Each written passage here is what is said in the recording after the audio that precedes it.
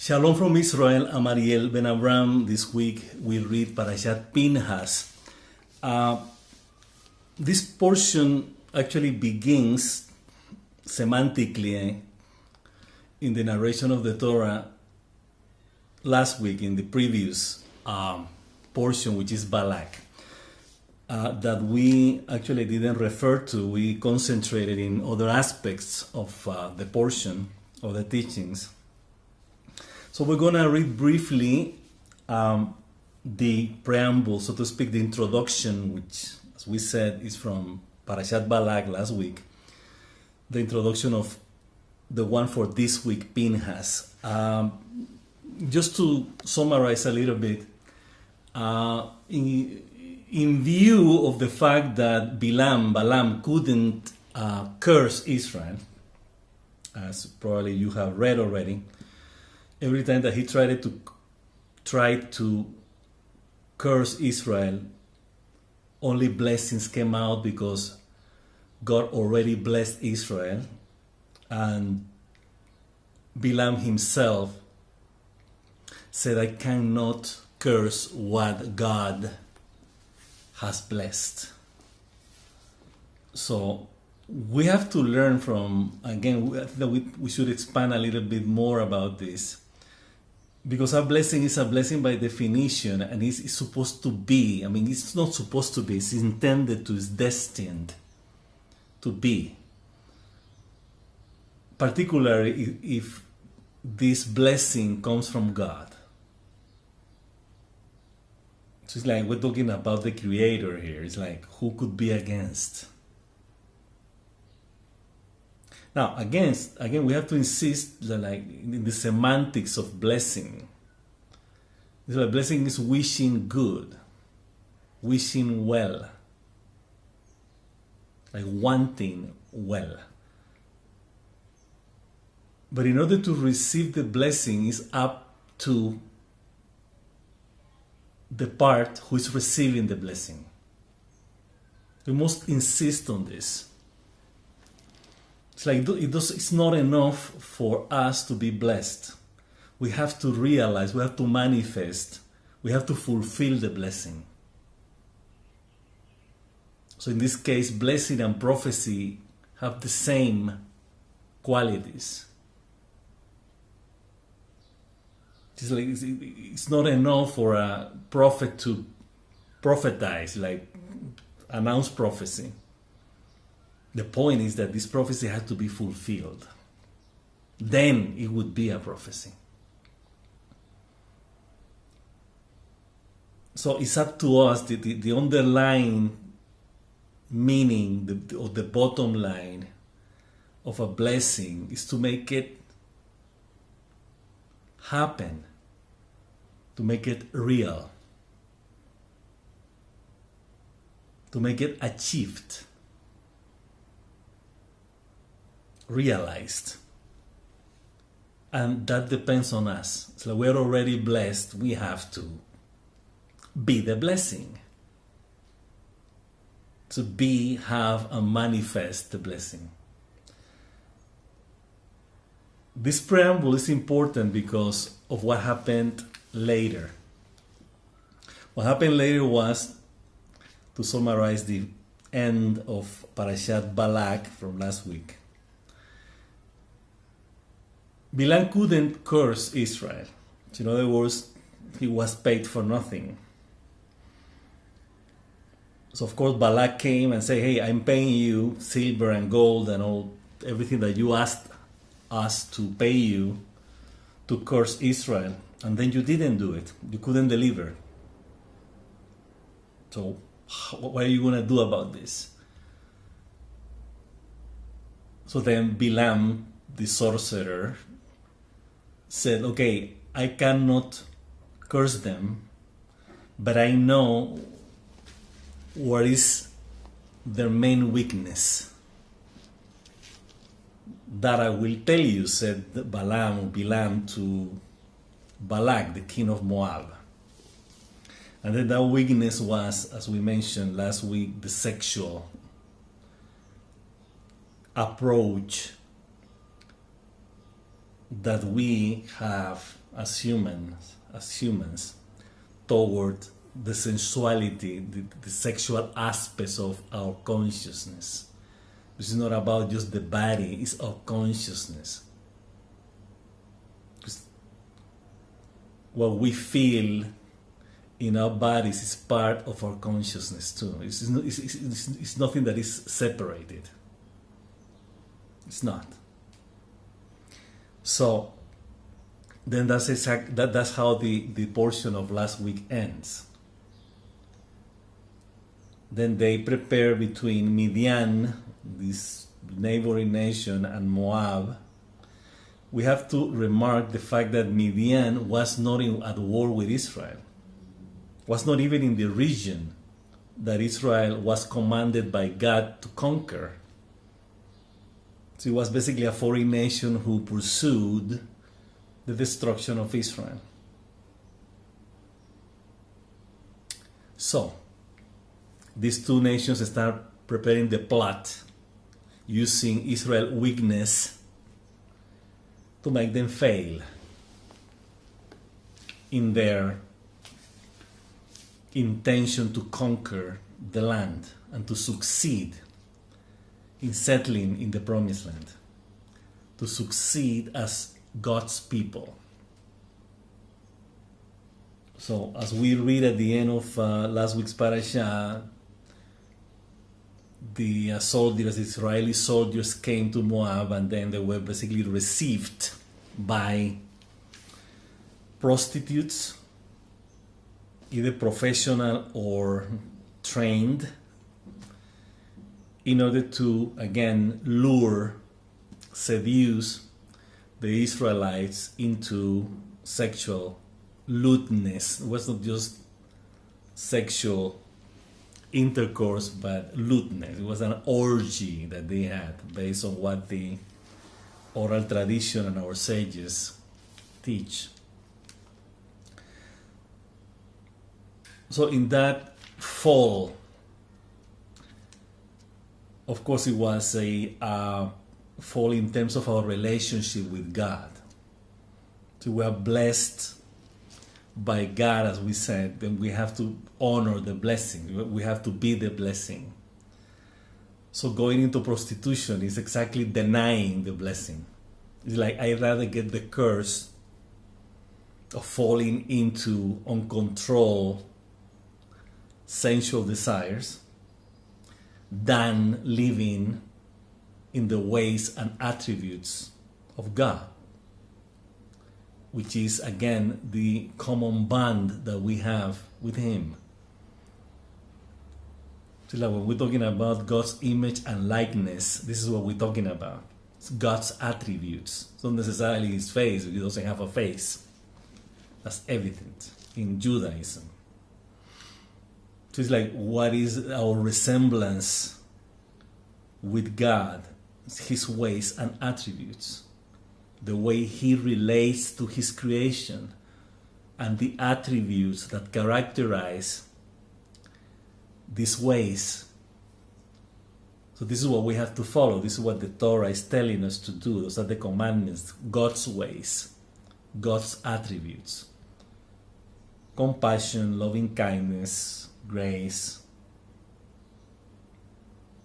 all the positive qualities that God wants to prevail in our consciousness. So this fall in Moab by doing prostitution is a major violation of this resemblance, this likeness that we have with God. So the portion ends, last week portion ends saying that 24,000 soldiers died in a plague that occurred, that happened after these orgies. Now, the plague was a result of the separation of these 24,000 people, soldiers, from God. So in other words, it was an obvious consequence. It was an effect of our separation from God's ways. So we have to understand that these plagues as apparent punishments that we read in the Torah are basically direct consequences of our separation from God's ways and attributes. That's basically the way we explain it here, we understand it here. Now, before these sexual orgies that we have been talking about, last week's portion, Balak, tells us about a particular kind of idolatry. In this Moabite, they had a god called Baal Peor. So these people, these sinners, these 24,000 transgressors,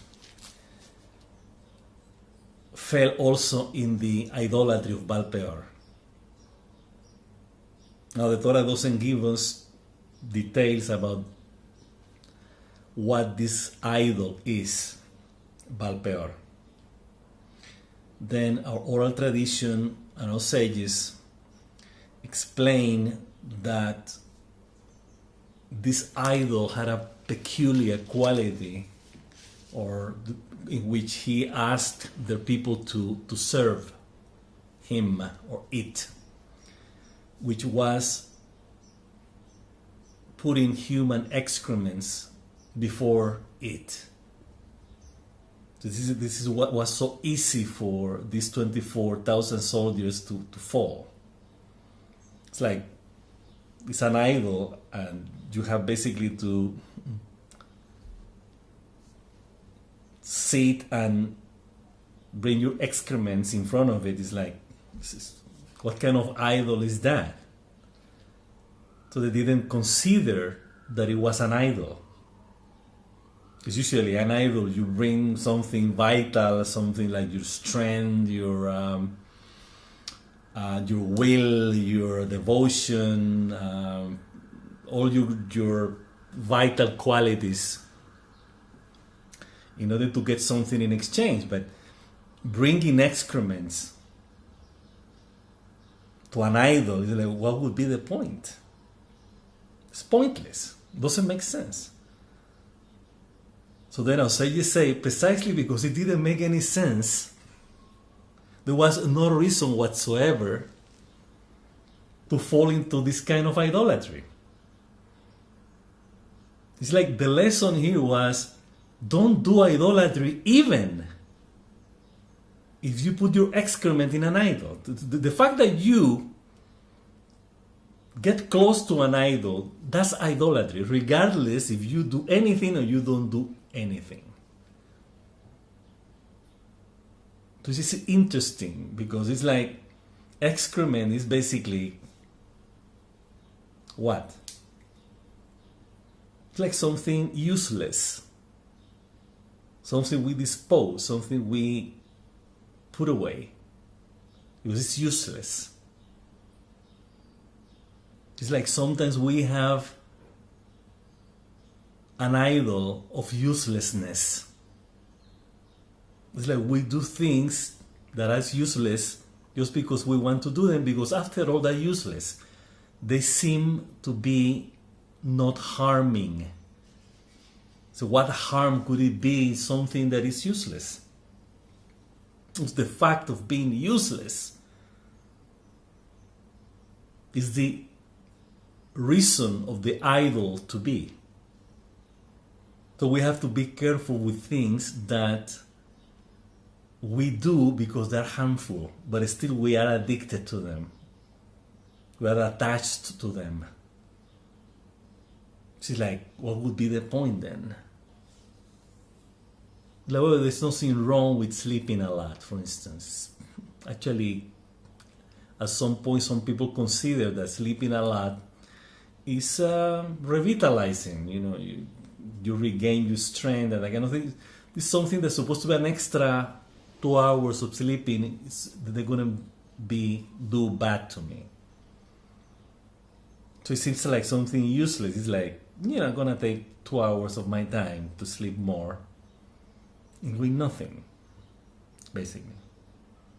So the question is it necessary to give 2 more hours if I'm already rested? It's like, yeah, but just for the sake of it, just for sleeping 2 more hours. It's like being idle for 2 hours. And then we start becoming addicted to that. It's like instead of sleeping 8 hours, I'm gonna sleep 10. Almost half a day.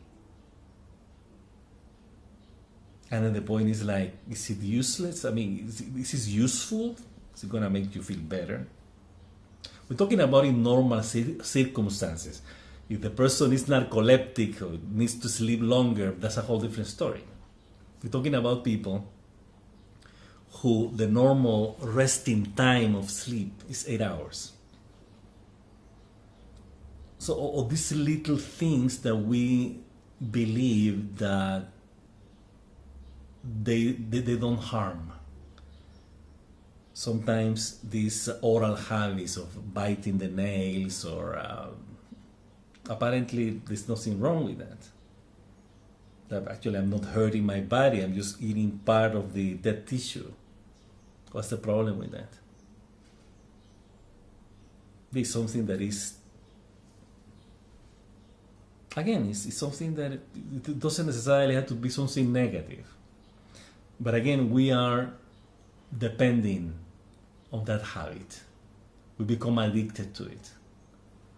So we cannot break the fixation of biting our dead tissue around our fingers. And then apparently there's nothing wrong with that.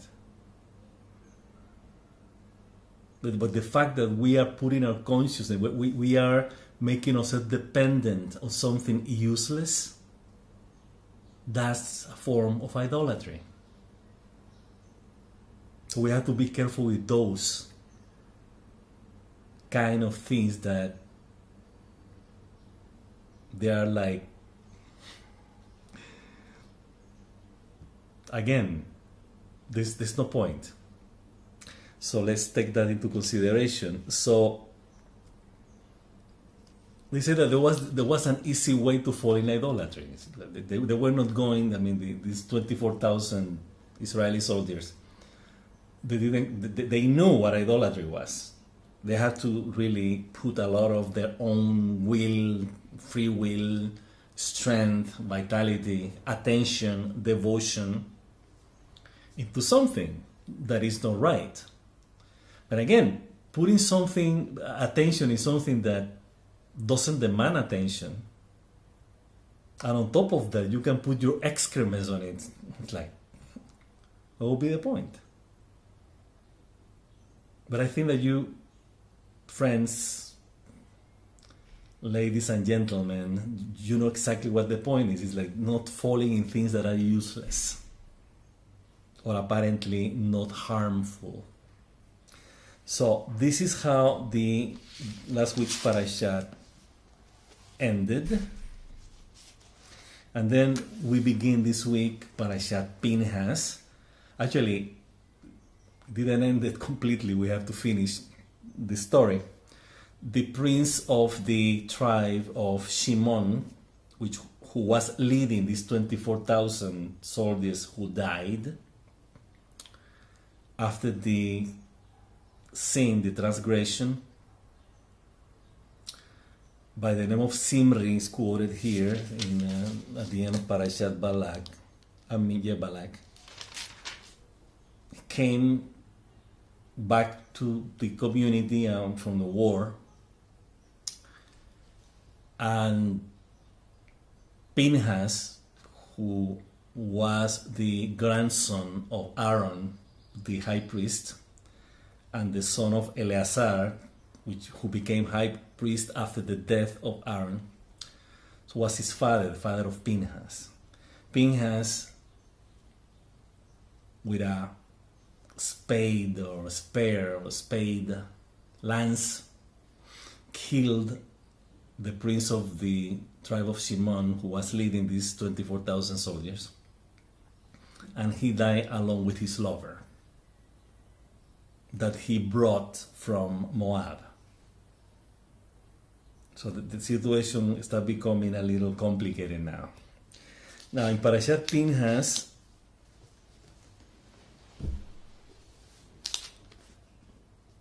God is introducing him as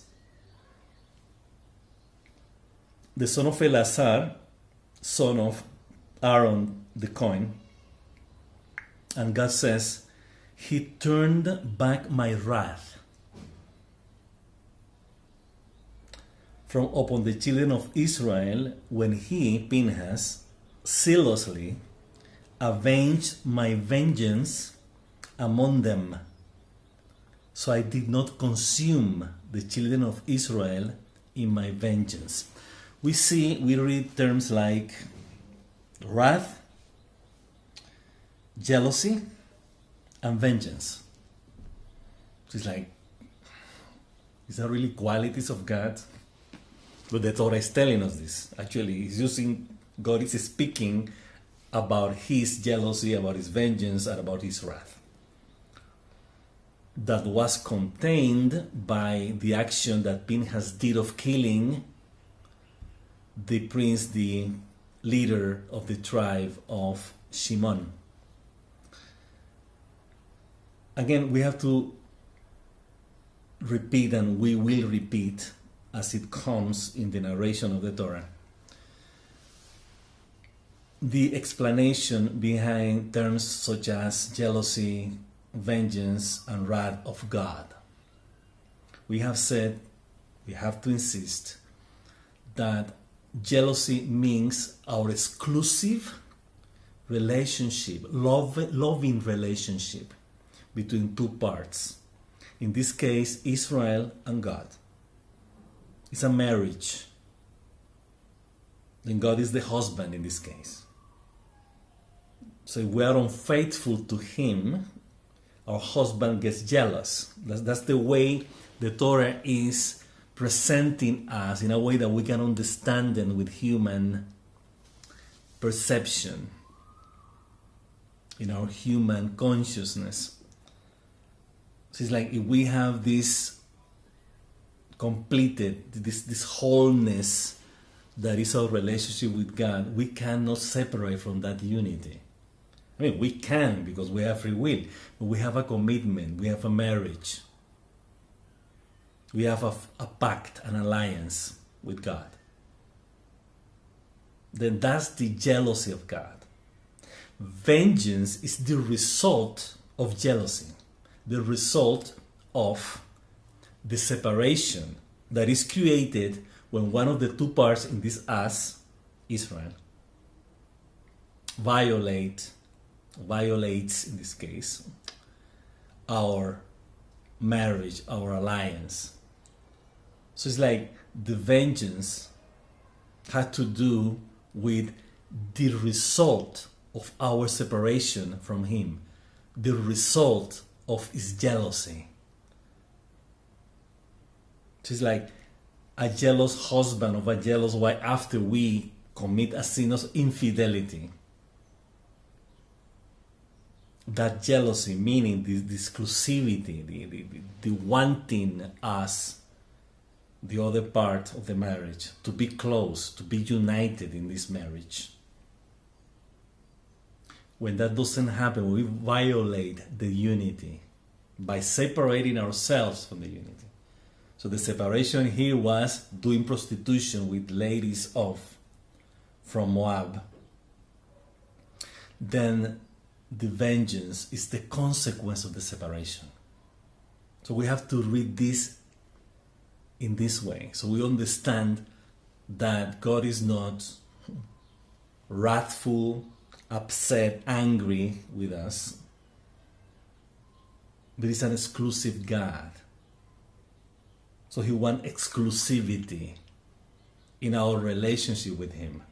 So in the same thing that we commit ourselves to be loyal and faithful when we marry our spouses. It's a reflection of our relationship with God, which is even more important, by the way, because He's our creator and our lives depend on Him. So we have to be basically not careful necessarily, but watchful. We have to pay attention. We have to really be clear about everything with Him, in our relationship with Him. That's why we said that the book of Numbers is the book that concentrates in our relationship with God. This is our relationship with God, and we will elaborate a little bit more as we read.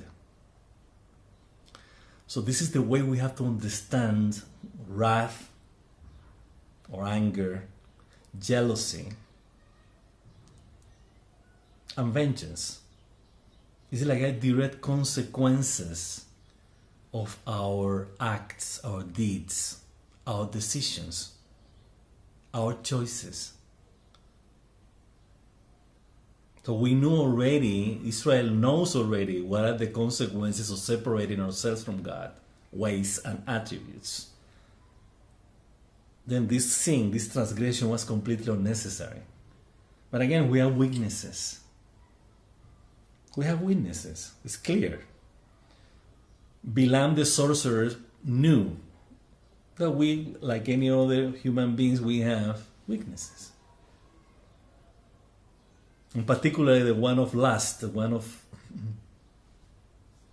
sexual desire, when it's out of control, unleashed at large. So that was the way these 24,000 soldiers fell, especially particularly, interestingly, from one tribe in particular. But again, God, when He sent the plague to these 24,000, the separation, when these 24,000 separated, was actually a syndrome of what was happening to the entire children of Israel. In other words, it was not an isolated case. Like, oh, just the tribe of Shimon, 24,000 soldiers. This kind of mentality, we have to understand that the tribes have united. There's no separation here. Our consciousness is united.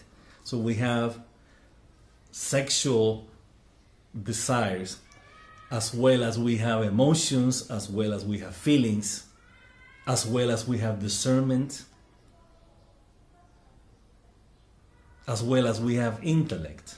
So they form part of the same consciousness, the same unity that are represented, as I said, symbolically, as we are speaking, by the tribes. So when one of these parts of consciousness, which is our sensual approach to life, like the sensual, the sensuality, the sexual expression, our sexual expression, you have to be in consonance, you have to be in harmony with the rest of the levels and dimensions of consciousness. Without feelings, without emotions, without thoughts, without discernment, without speech, and without actions. With our actions. So everything has to be integrated. So when one of those parts, in this case our instincts, sexual desires, are out of the unity that we have in our consciousness, then the whole consciousness is affected. It's not just one. It's like, it's only my sexual expression. No, the whole thing is involved. That's very evident. So that's how we understand what God is saying here. So I did not consume the children of Israel. So they're not talking about, I'm going to consume the sinners who, which were from the tribe of Shimon, and that's it.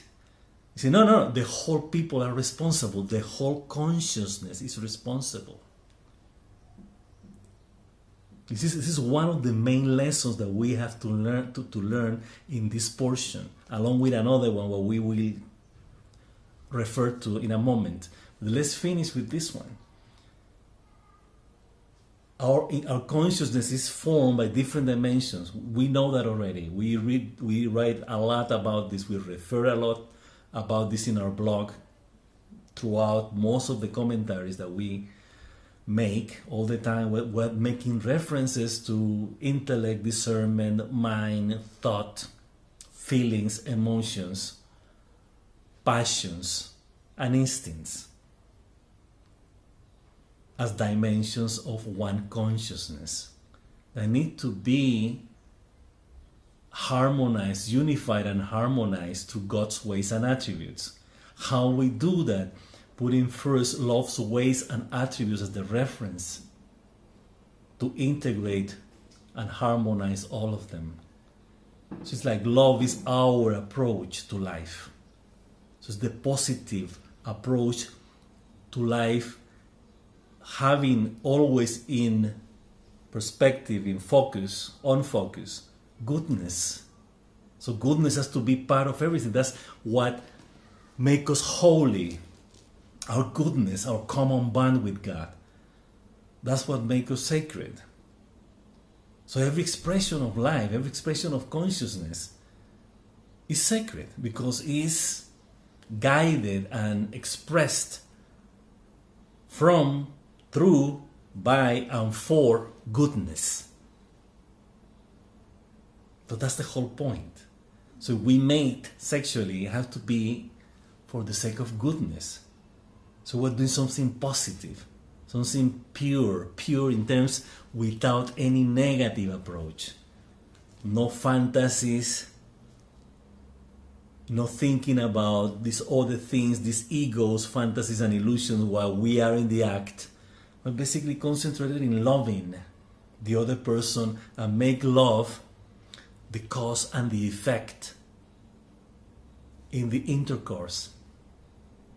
And again, apply the same principle in what we feel, what we think, what we're passionate about, and what we discern.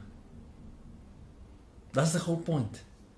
Which leads us to the next topic that we're going to say, to refer here, which actually is immediately after this verse that it says, "So I did not consume the children of Israel in my vengeance."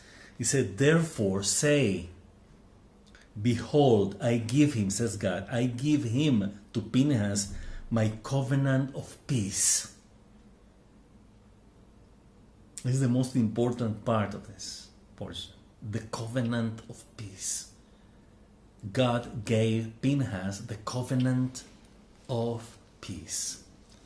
We have referred many times to peace, shalom in Hebrew, as a term which means an idea, a concept, a conception that encompasses time, space, everything, eternity and space, totality, wholesomeness, completeness. That's what shalom means, besides saying hello or peace as a feeling.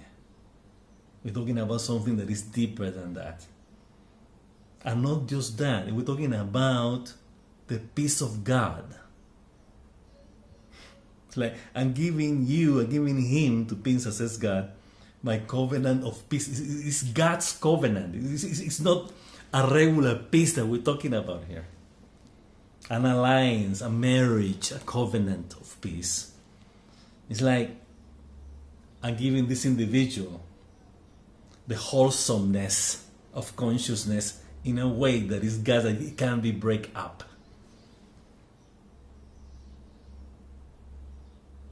Now our sage explained, it's like, what is that? It's like when they say that it was not an exclusive gift that God was giving to Pinchas. He said that this covenant of peace was, or is in this case, the priesthood. And we have said that priesthood is our awareness, or the awareness of our permanent connection with God. That's what the priesthood represents. That we have a temple. That we have a high priest that officiates in that temple in the name of the children of Israel in relationship with our connection with God. So our sages in the oral Torah say that this specific covenant of peace that God is giving to Pinchas is like Pinchas was, so to speak, underaged at that time. It's like he was not ready for priesthood yet. So God said, I'm going to give it to him now. He doesn't have to wait as a son of a priest, as a grandson of a priest. I will give it to him now. So he won it by his own merit. It's not just by inheritance. So this is the highlight that our sages say here, is that the fact that God is giving the covenant of peace to Pinchas is like something that he earned by his own merit. Not necessarily because he was the son of a priest and the grandson of a priest, that he was going to receive anyways. But the fact that God is giving him out of his own merit is a lesson. It's something that God is teaching us. It's like the same way that I'm giving him, Pinchas, says God, my covenant of peace. I can give it to anyone who is as jealous as he is in our relationship with God. So it's like God is a jealous God. Why? He wants to be exclusive. He wants us to have only him and his way. He doesn't want idols. He's an exclusive God. So we demand exclusivity. We fall in love with someone and we want to marry this person. We want to spend the rest of our lives with this person. We demand exclusivity. We see it like you are exclusive, you're separated. That's in Judaism. That's how the process begins. Like before marriage, one goes to the family of the woman in this case, and he say, "You're separated from me." At that moment, according to tradition, the person is married already. The woman is married already. Yeah, but it is no ceremony yet. Yeah, but the fact that she was separated, that separation is the exclusiveness, the kedusha that we're talking about. She's exclusive to this person, this man, for marriage. It's an exclusive relationship. So that exclusivity implies jealousy. Jealousy in the terms of being jealous is like in not allowing any kind of potential separation from this connection, from this marriage, from this relationship. That's the whole idea. This is not being jealous for being jealous. I'm jealous because this is mine, it belongs to me.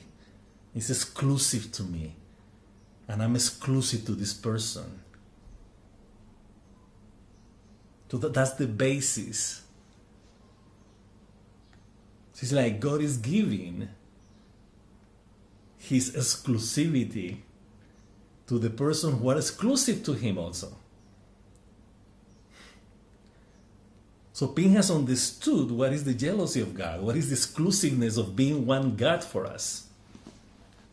He understood it very well. There is no way that I'm going to endanger my permanent connection with God out of a sexual desire. This is nothing compared to how important it is for me, my relationship with God. That's the whole point here. So it's like God basically saying, it's like the same way that I'm jealous in our relationship, just so jealous like me, hey, we're together here. That's exactly what it is. So our connection between us is permanent. It's unbreakable.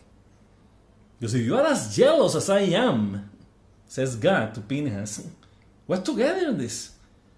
Then we have a breed, we have a covenant, we have an alliance, we have a marriage. This is what we have to learn from Pinchas. This is about exclusivity.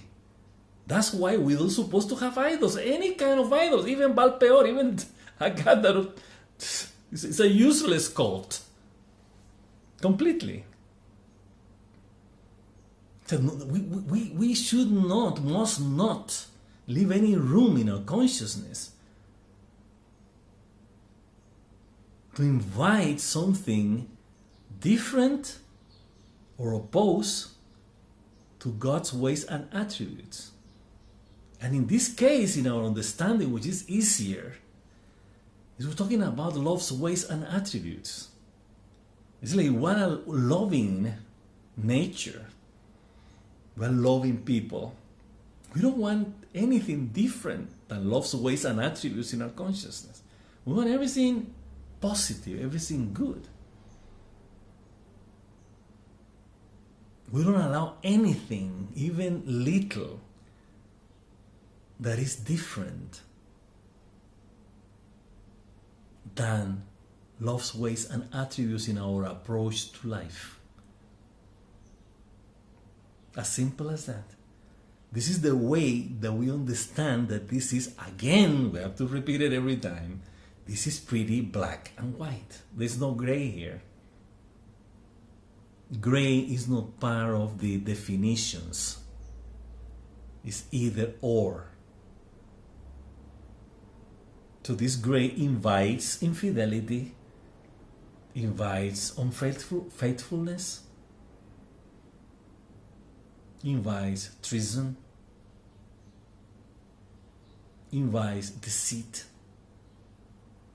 It's like, do we want that in our lives? So it's a matter of choice then. That we divorced. It's very simple. So it's our choice. But again, in this divorce, this is no way to go back. We're separated. Then we die. In our separation. In the wrath and vengeance of God. In our separation from Him. That's the lessons here that we have to pay attention. So first, we have to be careful in our consciousness to invite anything that is useless, unnecessary, even apparently not harmful. I have to be careful with that. Why? Because this thing that is useless is not part of love's ways and attributes. It's not part of God's ways and attributes. It's not part of goodness. It's not part of something positive, actually. The fact that it's useless, that's exactly the point. It's not positive. Positive means useful. So then we have to pay attention to what is useful and useless in our consciousness. Do we need something useless? Even if we have enough. We have mentioned in other commentaries that the problem with Sodom and Gomorrah was that these people had everything.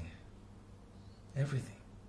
They were the richest people in the land of Canaan in the times of Abraham. And because they had everything, they fell into the uselessness of evil. Evil is something useless, it's something that we don't need. So they became evil because they could afford being evil. So they were rich, they became greedy, they were extremely rich, they became selfish.